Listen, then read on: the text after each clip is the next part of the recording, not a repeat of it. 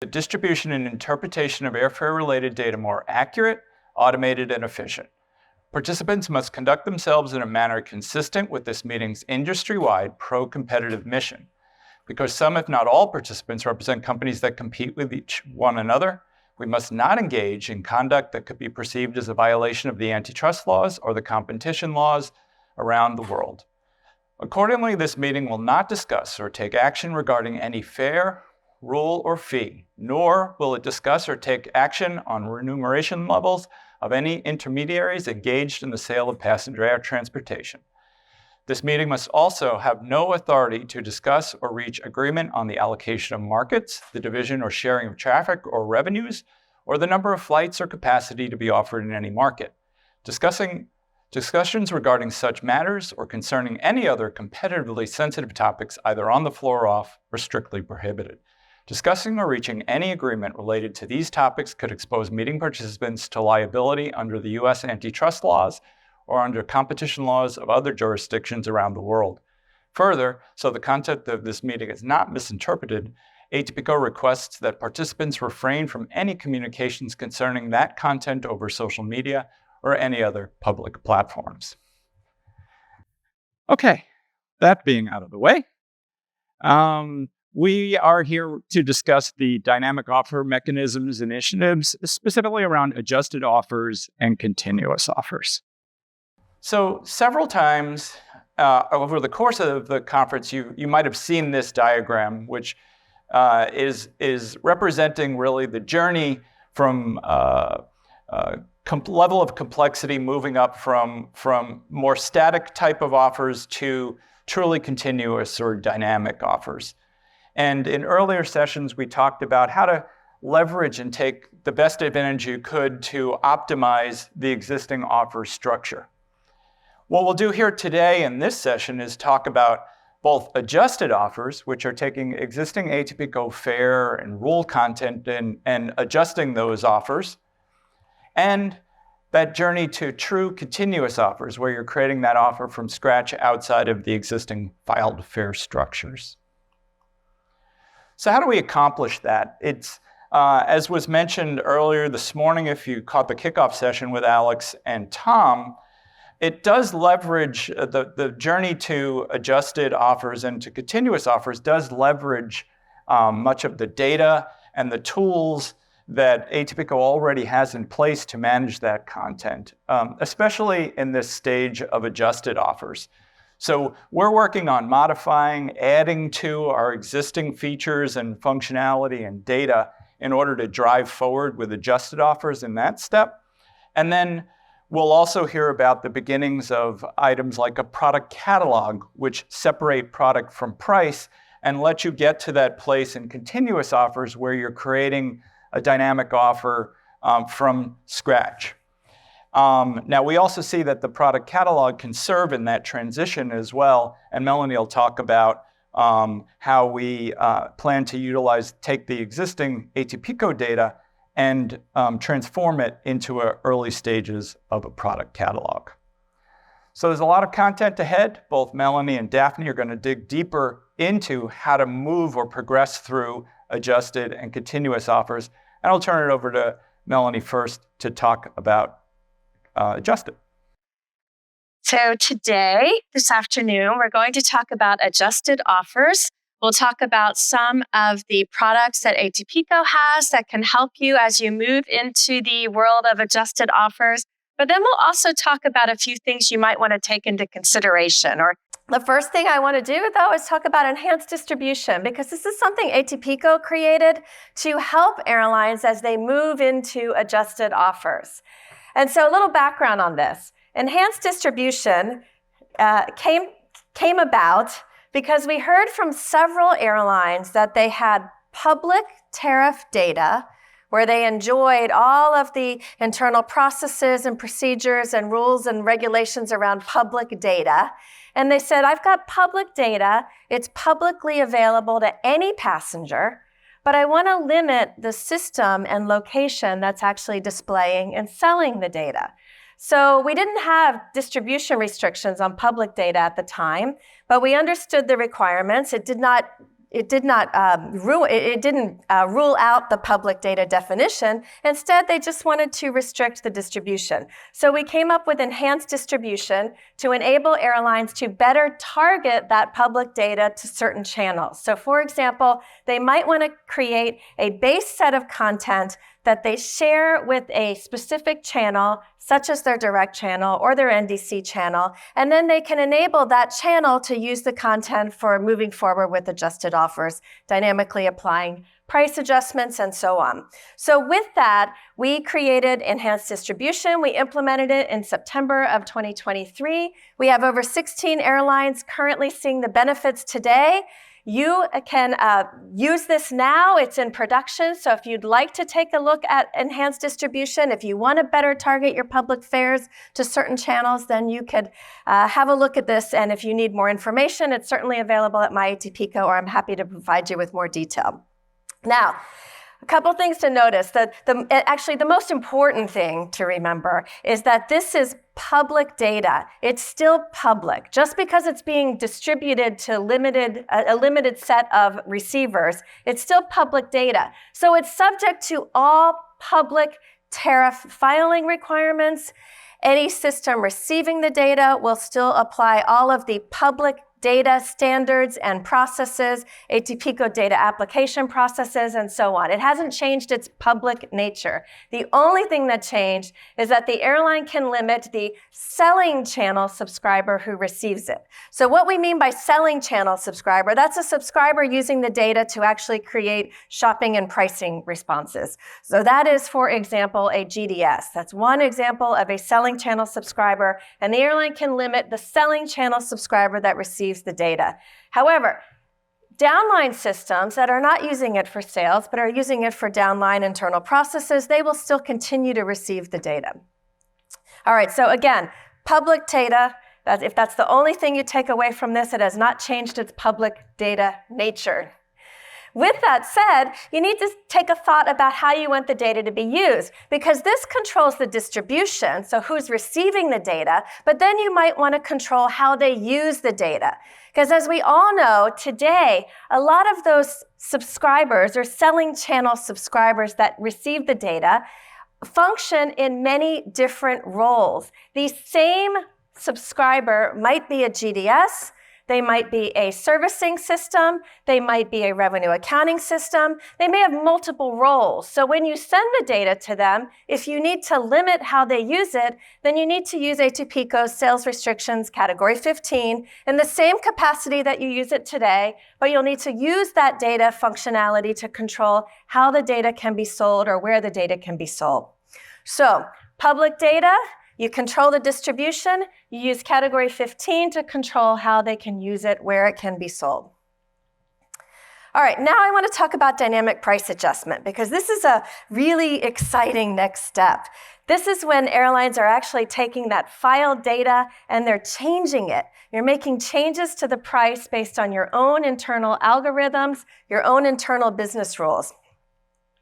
So what this does is it enables an airline to still utilize all the functionality that you have in ATPCO with your filed fares, with your rule conditions, your footnotes, your routings, and so on, but it enables you to adjust the price so you can actually step into dynamic price adjustment, move up the matrix a little bit, and see some of the benefits of dynamic offers. So what this does, in general, the process is that you take the file data, the ATPCO filed fare and rule data, and you change the price at time of shopping. You take the data, you process that data the way you do today, passing all of the conditions, the fares, the footnotes, the rule conditions, the routings, and so on, and you change the price at the time of shopping. Sounds pretty simple, and it's a really nice first step. We have quite a few airlines that are doing this already, and I'm going to talk about some of the approaches. Now, I will say there are certainly lots of approaches an airline could take to do dynamic price adjustment. What ATPCO has done through conversations with the airlines is we have identified 3 approaches that we know are working today.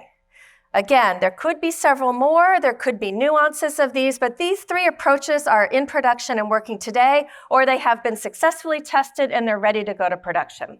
So the first approach is that you do dynamic price adjustment after you do your traditional offer construction. So what that means is when a request comes in, your shopping or pricing system creates a pricing solution. So they pull in schedules, fares, rules, and so on. They create a solution, and then they have a dynamic price mechanism that looks at that solution and adjusts the price there. So you first create the solution, then you adjust the price. The next two approaches are very similar, and this is tying the dynamic adjustment to your availability process. So this means that your availability system is actually determining the optimal price and then including that price and a discount code or rate in their availability response. So what we mean by that is at the time that a shopping system gets a request, it sends to the availability engine, as it does today, it's looking for availability. The availability engine will determine availability, determine the RBD, it will determine the optimal price, but then it will provide a discount code or a discount rate that it sends back to shopping. And it says, hey, use this code or use this rate to create the price. And this requires the airline and its shopping system to have a bilateral understanding or agreement so that the shopping system knows what those discount rates or prices mean. It knows the airline's required business rules to apply that to the price calculation. So the shopping system gets the code or the rate. It does fare and rule processing the way it does today. It creates itineraries, bringing in schedules and fares and rules and so on. And then it applies this discount code or the discount rate. And in the end result is it's adjusted a filed fare amount based on what it received from the availability engine. Now, the only difference between that second or that middle approach and the one on the right is that the discount code being sent by the availability engine is actually functions as an account code, and then the airline pre-files all of its data in Category 25 fare by rule. So it pre-files ahead of time, up front, all of the possible discount amounts or discount increments in Category 25 using the current functionality, and it assigns an account code. For an example, account code ABC might be assigned to a 5% discount. DEF might be assigned to a 10% discount. And this enables it to flow through all the existing functionality. There's no change to processing. The account code's received by the shopping system. It applies the account code in its itinerary creation, same way it does today. There's no difference. So 3 possible approaches that you can take into consideration. And speaking of consideration, as you move forward with adjusted offers, there are quite a few things you need to consider. These are all going to be internal decisions and internal research for each airline. So what ATPCO has done is we've just highlighted a few of the things you need to take into consideration as you move forward. First of all, you need to think of your scope. This is going to be different for each and every one of you.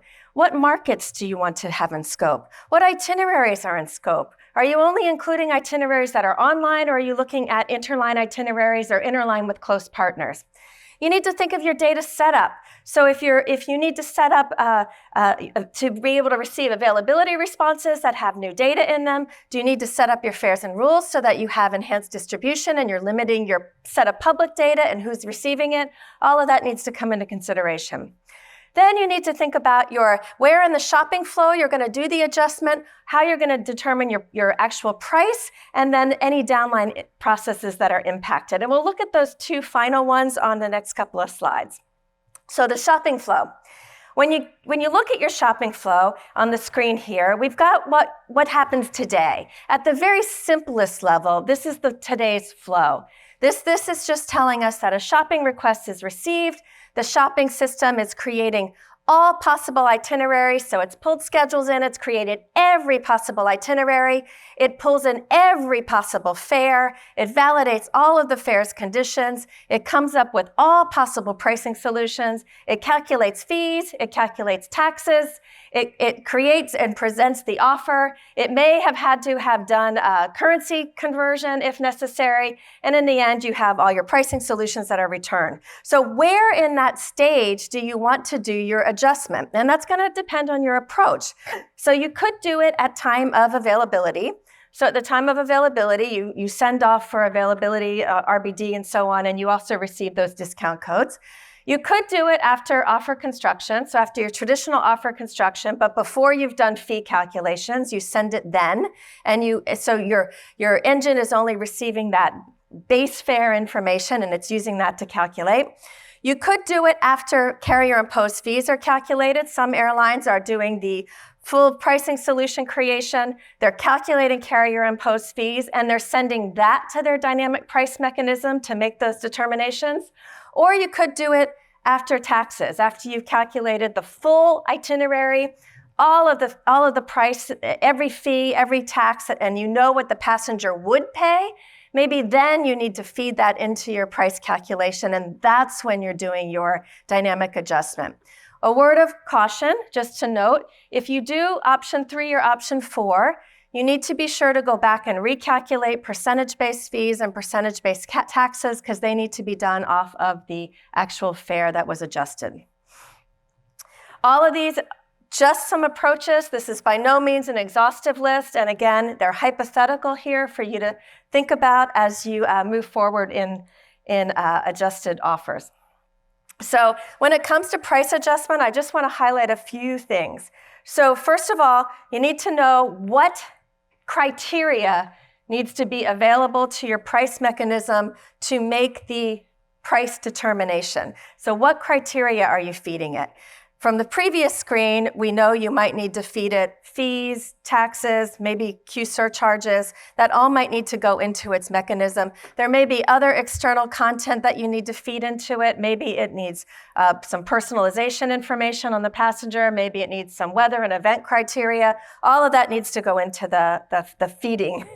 And then once it's been fed everything and it actually makes the adjustment, now you have to decide what you're adjusting. Are you adjusting the base fare? Are you adjusting the total fare?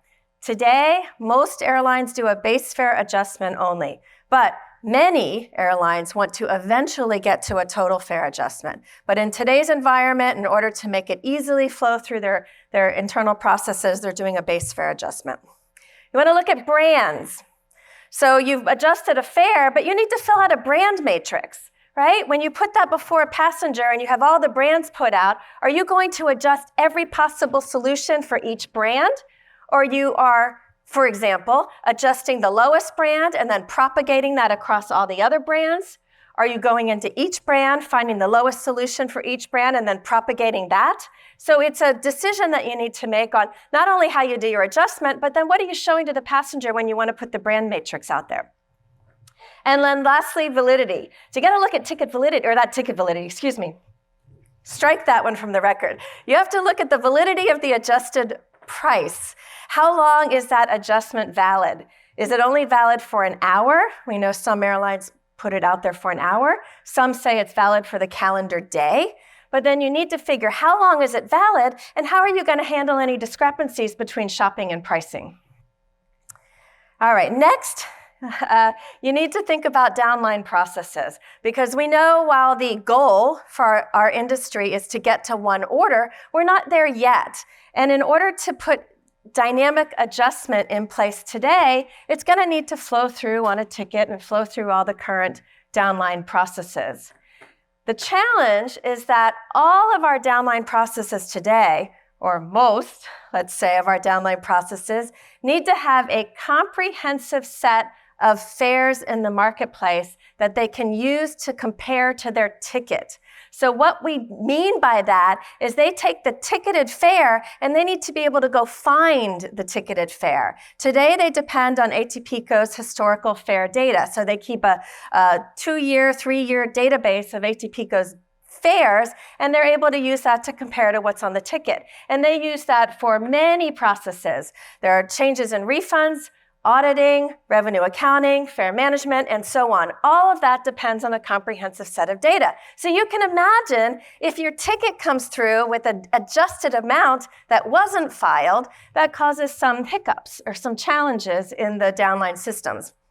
ATPCO put a white paper out the end of 2022 where we talked about the implication of downline systems having a incomplete set of data. So what were the implications in terms of revenue? We've got some of the revenue figures here, and they're all in detail in that white paper. I've given you the link. If you haven't already read it, you can take a look. Now, what is ATPCO doing here to try to help? Well, we have a new focus team. This is very exciting. We're really happy to announce a new focus team that's dealing with voluntary changes and dynamic offers, and it reports up to the 2 design teams that are responsible for dynamic and changes. This team is responsible for looking at the existing functionality in voluntary changes and seeing if we can amend it a little bit to help support dynamic offers. And then eventually, this team will start looking at how we can provide interoperability between data in the product catalog and data in the change and refund systems. The bottom line problem statement is they're saying, how can we separate the product from price functionality that we have today in voluntary changes and have that separated? So with that said, I've talked about a few of the things on the left today. We briefly touched on the setup, the scope, what you do with your shopping, where you put it in your shopping flow, how you apply your price adjustment. We have talked briefly on downline processes, but there's a lot of other considerations to take into account. And to help you with that, I'm really happy. You're the first, today is the first time we have announced we have a new instructional guide, if you will, that we've put together that goes deep on all of these on adjusted offers to just give you some helpful hints in moving forward with dynamic price adjustment and then adjusted offers in general. That guide is drafted. I promise you it's coming soon. However, next week, I'm going to turn it over to our marketing team to help us not only audit it, but help us really make sure that it's fit for purpose before we hand it out to you. So stay tuned. It's coming very soon, and you will hear about it. But I just wanted you to know, I didn't go deep on some of this, but that helpful guide is coming very, very soon. With that, I'm done with adjusted offers. We're gonna move to continuous offers, and I'm going to turn this over to Daphne. Thank you. Hello, everybody. Good to see you all. All right, so let's dig into new data. So we're going to, let me see here. What we got? All right, yeah, new data. Everybody excited? I'm excited. So I was reading recently, The Economist, I saw this quote, "The world's most valuable resource is no longer oil, but data." And you've heard a lot about data this week. We're obviously making data a high priority and have major needs in this transformation to dynamic offer creation upcoming. So it's a huge focus for ATPCO, and I'm really happy to share an update on some of the initiatives that we've been working on. I saw another quote recently, "Data is the new oil. It's valuable, but if it's unrefined, it cannot really be used." So this is the maturity matrix that you've seen several times this week by now. So ATPCO envisions a future where the industry fundamentally moves from low-fare search to merchandising and attribute-based search as the foundation of flight shopping for the future. So in order to achieve this vision, we know that significant transformation and innovation will be required in areas where ATPCO traditionally has supported the industry. So as we drive the industry to more dynamic offers, so we're looking to enable the industry to evolve along the matrix, along this trajectory of product and price, moving to the top right of the matrix. So actually, I'm going to cover the price side with the new data and how that data will help evolve and drive the science-based advancements needed for the airlines. And then Melanie is going to come share about product catalog, which is represents that product side of the matrix. So we know, of course, new and improved data will be needed to enable the future state. And this data will need to be refined, enriched, and accessible to provide the necessary data foundations to enable this industry transformation. So moving on, we have 4 different types of data that we've identified so far that we believe will be needed for the science-based advancements and processes behind dynamic offers. And this includes a lot of real-time data and will help inform offer structures and pricing decisions for the future. And these 4 categories of data are competitive insights, product performance insights, traveler or customer insights, and economic environment insights. So our focus and explorations so far with the Dynamic Offers Design team have really been focused around mostly competitive insights. So we'll spend a lot of time on that today and digging into what we've uncovered so far there. We're also kicking off some explorations in the product performance insights space here in 2024. And this is really around sales and bookings data, so like ARC's DDS data or our own ATPCO's industry sales record. And this is data to understand what has sold in the marketplace, and another layer of data that could be combined with offer data to be an enriched source of data as well. And then we have traveler or customer insights. So today, there's really limited insights at an industry level here. Some do exist, of course, for your own data, an airline's own direct sales data. There's traveler insights. And in the future, though, we envision the need for more advanced micro-segmented data and available in more real time as well. So finally, we have economic environment insights. And this is really all the other data sources that would be required for dynamic offer creation and to enable those science-based decisions from the airline's perspective. So this is things, worldwide information, things like weather, events, holidays, basically anything that can create demand in the marketplace. So earlier in the week, we had another session and we took a poll in this one and we asked about different data points that would inform demand. And one of them was Taylor Swift concert dates. And that resonates with me. I have a little girl who's a Swiftie. So, but you could see where there's lots of different data to feed these types of models. And that is important, right? If Taylor Swift is playing in Boston in a month, you bet that the tickets there'll be a lot of demand there for folks that are wanting to combine that experience with a trip. All right, and so for economic environment insights, today each airline really has these data sources on their own. They have their own sources for this information, but we could see a need for industry sources of this data in the future. So these are all the different data types that airlines then could use to derive their insights from and respond according to their strategy. And also, of course, want to mention that any data offerings that ATPCO is exploring or eventually implements need to comply with legal and regulatory guidelines. So as I said, most of our work to date has been in the competitive insight space. So let's just talk a little bit about some of the conversations we've had with the airlines and things like that we've uncovered. So of course we know that airlines want to need to have a view of their own prices alongside their competitor prices so that they can make decisions to respond according to their strategy. And as far as gaps and pain points, the common ones we've heard is that current data is incomplete, that it's missing price points, it's not granular or detailed enough, and that it's generally not integrated enough as well. So because of this, we know that new and improved data will be needed to fill in the gaps in the competitive data set so that we can improve the current and future methodologies for offer construction and pricing.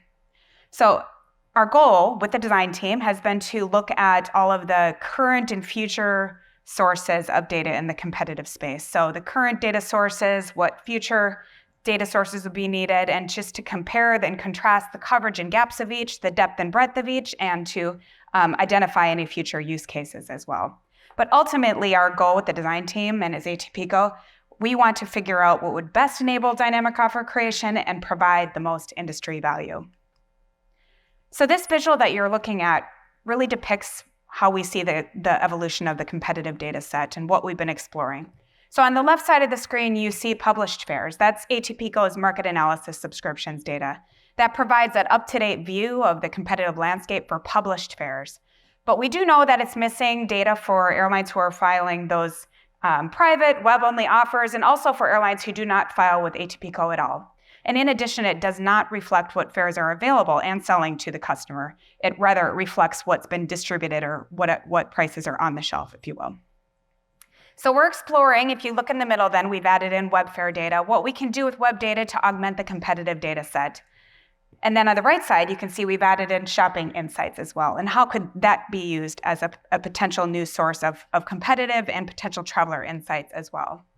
But we believe the best way to make this more comprehensive competitive data set is to build on the current and add in potentially the web fares and then the shopping data down the road. So building blocks, if you will, to building out that more robust competitive data set. So by now you've all heard this if you hadn't before, but we had the very exciting news of the acquisition of 3Victors in December. And with ATPCO leading and supporting the industry in this space and this transformation to more dynamic offer creation, and with the evolution of the data needs, 3Victors is going to help ATPCO and the industry to get there quicker and with more depth and breadth of data and AI capabilities. So this is really just a really exciting announcement for us and an accelerator of our strategy in this space. So we know that 3Victors' advanced data science capabilities and ATPCO's product line are perfect complementary for each other. Okay, so now I'm going to talk a little bit more in depth about the web fairs and then shopping data as well. So let's start with web fairs. And before I dig into the exploration at a high level, just want to touch on a definition for web fairs, just so we're on the same page, because I think it could mean different things to different people.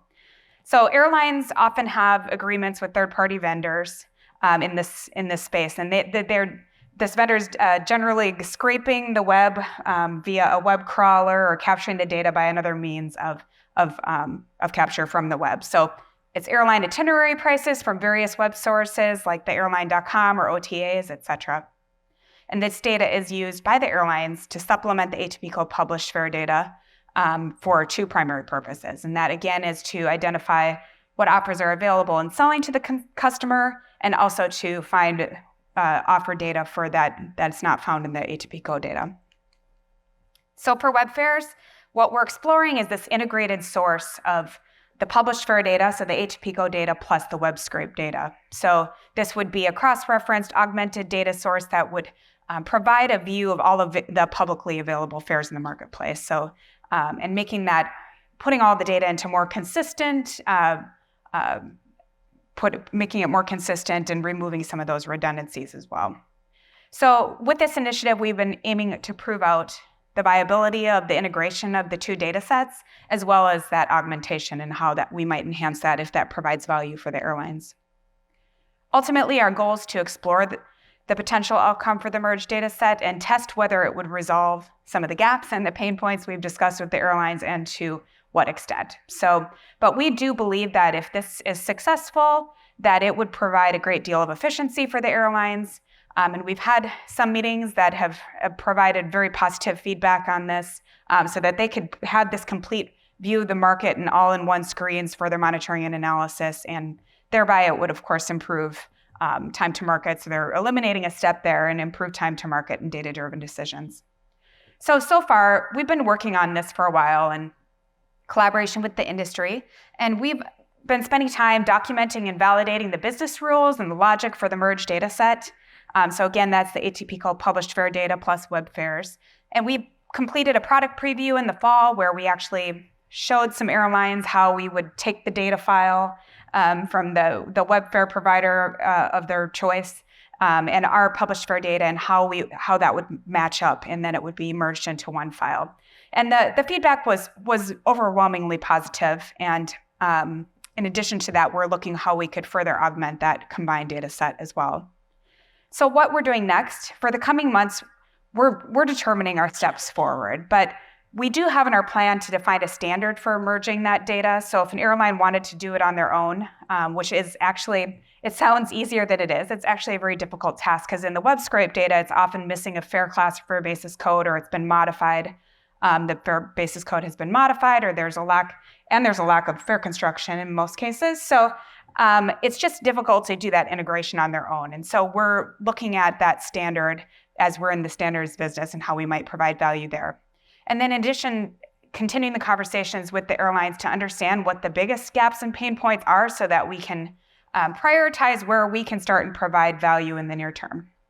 So this could be a data feed. We've been talking a lot about data, but of course, if we have a data feed and improve the data, that data would then feed tools like Architect and the like. So it could be integration with Architect or a UI view, and also how this all fits with 3Victor, since web fares is part of their, it's a piece of a data source that's found in their product suite. Next, I want to touch on shopping data as well. So just want to line around a definition of what we mean by shopping data. This is airline shopping request data. So search and response messages from the source where they're generated. So NDC, GDS, et cetera. And the potential use cases we've been talking about is competitive insights. That would be a future-looking use case and how that might augment the competitive insight data set for the future. And also the demand forecasting use case. So that indicator for demand, that sort of heat map again. So if Taylor Swift is in Boston in a month, you would see that light up, and then we just need to determine, the airline would take that data and, presumably adjust supply accordingly, of course. But the next steps in that use case is figuring out how the airlines would take action from the data that we're providing. So, of course, as I mentioned with 3Victors in this space, they have a product in this for the demand use case called Demand View. And so they're taking care of a lot of these discussions at this point and leading this effort overall. But I wanted to provide an update because at our last conference, we highlighted some of the data experiments that ATPCO had been working on. Of course, talking a lot about collecting test data and validating use case. We also talked about some discovery work we're doing at the AWS Clean Rooms as a technology enabler. And so just wanted to give an update with the acquisition of 3Victors now that they're driving primarily the shopping data POCs that we had going on and evaluating the use cases that we discussed so far and any new ones as well. As for the clean rooms exploration, that's still ongoing to a certain extent as a technology enabler exploration. So we'll look to 3Victors to provide an update on that in the near future. But I'd say it's really exciting work that's going on, and we're excited 3Victors is part of ATPCO and how it would help us to, again, move faster and accelerate on our strategy. All right. So with that is the end of new data, all the content I have for today. If you have any questions for me at any point, you're welcome to email me, and I'd be happy to chat with you further. Thank you so much. I'm going to turn it back to Melanie for product catalog.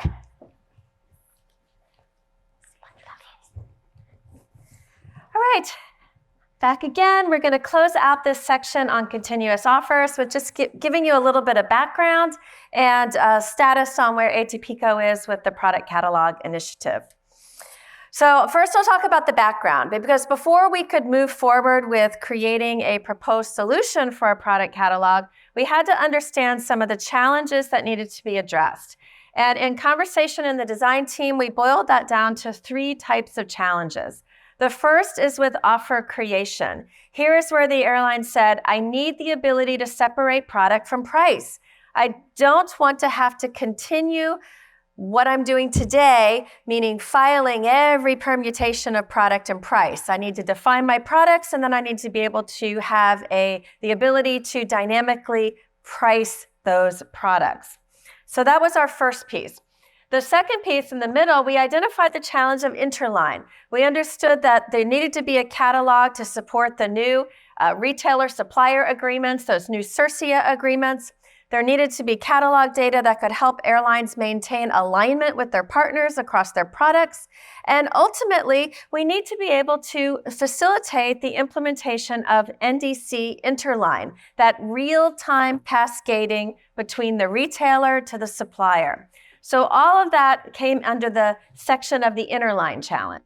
And then lastly, we had a retailing challenge where we said we need to be able to enable the airlines to fully define their products and differentiate them and present them for the consumers, for the sellers, the aggregators to understand, and then to have the airline be able to control the volume and types of requests it receives. So for example, they said, I need to be able to differentiate and define my products and put them out there to sellers and aggregators, and I only want to receive requests for products that I actually support. They didn't want to receive requests for markets that they don't serve or products that they don't offer.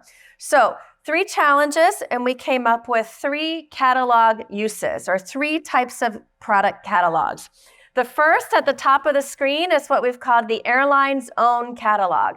So this is where an airline has full flexibility to define its products to the depth and to the detail that it needs in order to support its own offer creation process. That supports the offer creation. Then we said there's a need for a supplier catalog where a supplier, be it an airline supplier or a third-party supplier, is able to define its products and then share them with the retailer to be used in that real-time interline messaging, and to be used to ensure product alignment as airlines might need across their partners. Then we had on the right the airline profile. And this is where the airline would have the flexibility to define its product offerings to share with a seller or an aggregator, and then to control the volumes and types of requests it receives.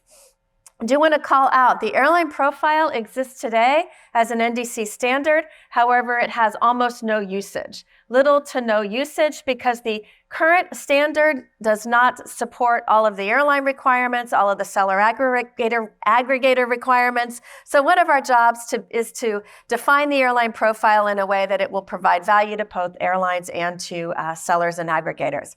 Now, these all have the same underlying architecture. There's very little changes between them in terms of architecture. There may be a few elements that slightly differ, or a few extra bits of data that would or would not be shared, but otherwise they look the same.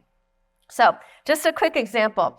How we see it working is we see an airline has its own catalog, the airline-owned catalog. It has the ability to define all of its possible products, or what we call atomic products. So in this example, we have transport products between markets. We have a couple of seat products. We have priority boarding. We have change and refund flexibility. We have lounge. Any product that the airline has, it needs the flexibility to define, and we call that atomic product. It's base product.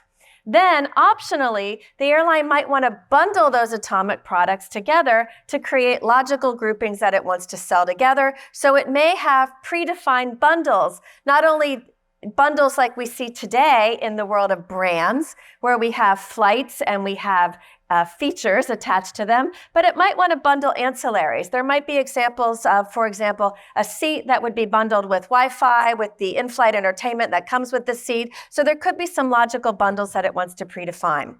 Now, the airline then might say, okay, if I'm functioning as a supplier, I might want to extract all or some of that data as my supplier catalog to share with retailers. And depending on the commercial agreement, I might send them all of my data, or I might send a portion of the data. So here in this example, they've only shared one of their transport products, they've shared a limited set of products, and they've shared one bundle. They might similarly do the same thing with an airline profile. Depending on their nature of relationship with the seller or aggregator, they might extract some or all of their data to send to the seller and aggregator. Again, same underlying architecture. And then lastly, that airline is also going to have suppliers of its own that it needs to interact with. So they're going to be receiving supplier catalog data, either from airline suppliers or from third-party suppliers, such as a hotel or a car rental.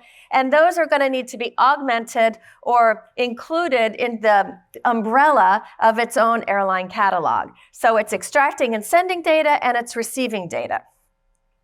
Now for ATPCO, we approached this first and foremost with the understanding that there needed to be full flexibility. And we mean full flexibility. The airline should be able to define its product to the depth and detail that it needs, and it should not be limited by the slowest implementer. It doesn't want to have a brand new product and have to wait 2 years to get in place because it's waiting for development of standards or development of data exchange solutions. So we needed to make sure the flexibility is there for the airline to define the products as it needs.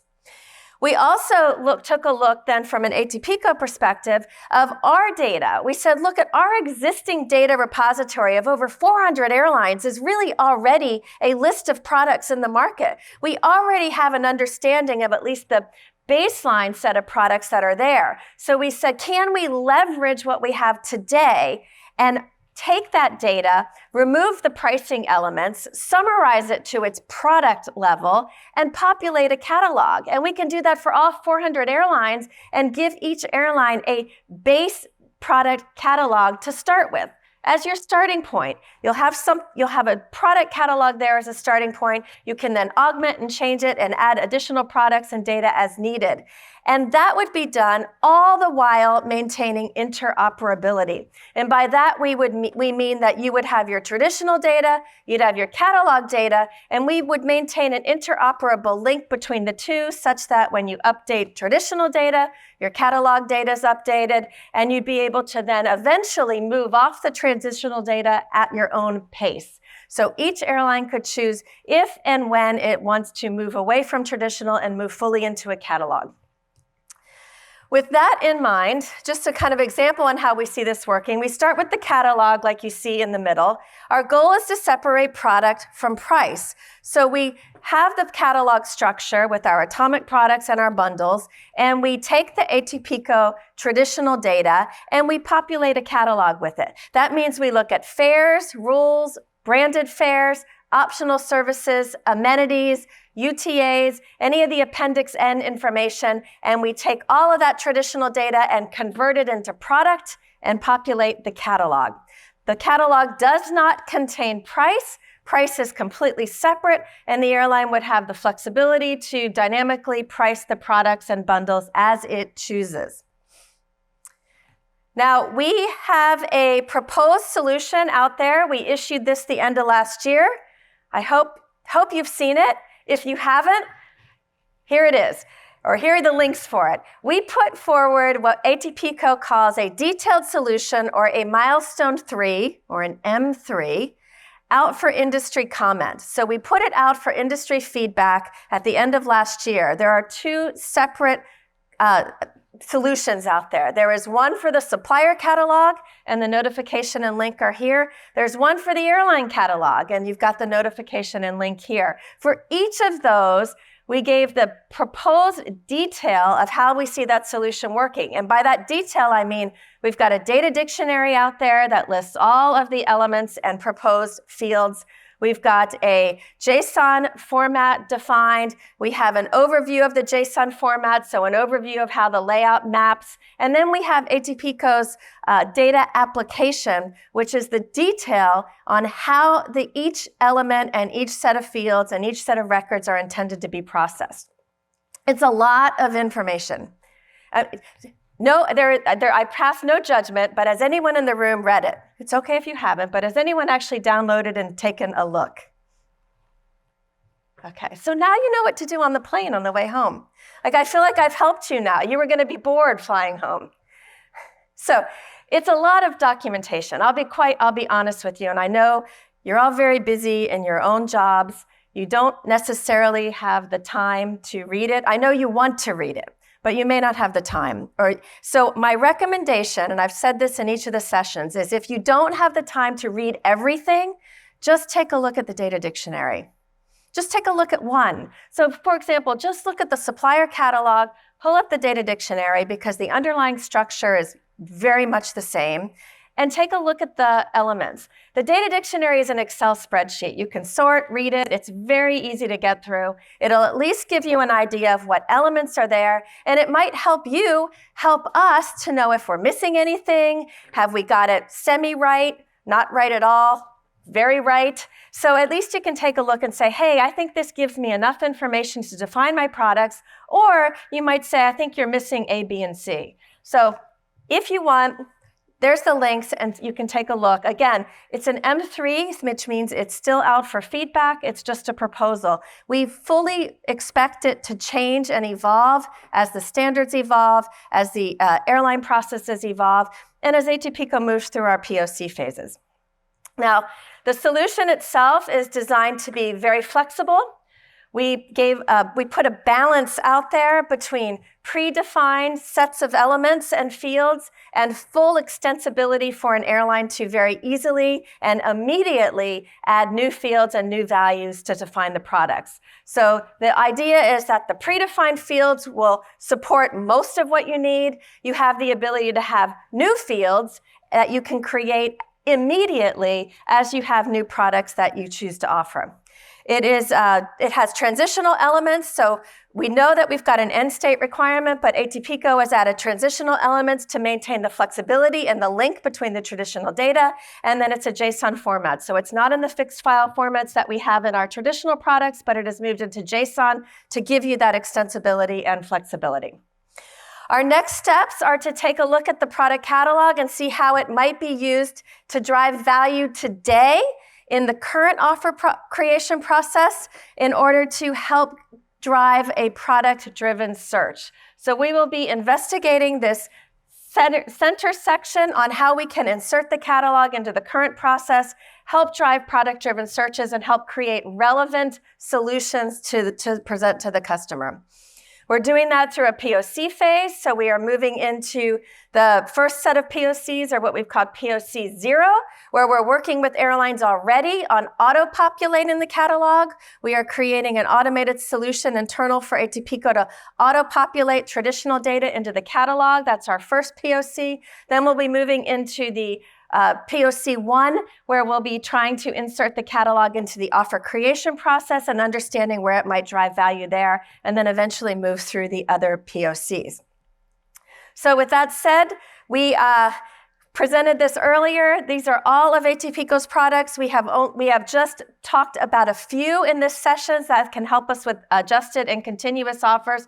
There's certainly many other products out there. If you're interested in any of the products that you heard from us today, you can please scan this QR code. So if anything we talked about today, if you want to get more information, you can scan the QR code here. There'll be a form for you to fill out. You can tell us what information you need, and we'll make sure we provide it to you. We have another QR code, which I just skipped past, apologies, which allows you to join the Dynamic Offers design team. So if you want to be part of the solution, if you want to help us actually move forward with the new data that Daphne's talked about earlier, or with the product catalog, or with any of the other initiatives, you can join the design team, and there's that QR there. And with that, we are at the end.